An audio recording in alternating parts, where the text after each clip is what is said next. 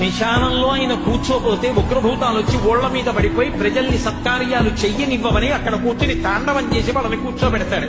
పార్వతీదేవి అడిగింది మహాభారతం అనుశాసనిక పర్వంలో, శుభ్రమైన కైలాసం ఉండగా, ఇంత ఐశ్వర్యం ఉండగా, చింతామణి గృహం ఉండగా శ్మశానంలో ఎందుకుంటున్నారని అడిగింది. అడిగితే ఆయన చెప్పాడు, పార్వతి బతికున్న నాళ్లు అన్ని చోట్లకి వెడతారు, ఏమీ తోచట్లేదు, శ్మశానానికి వెళ్ళొద్దామని ఎవరు రారు పార్వతి.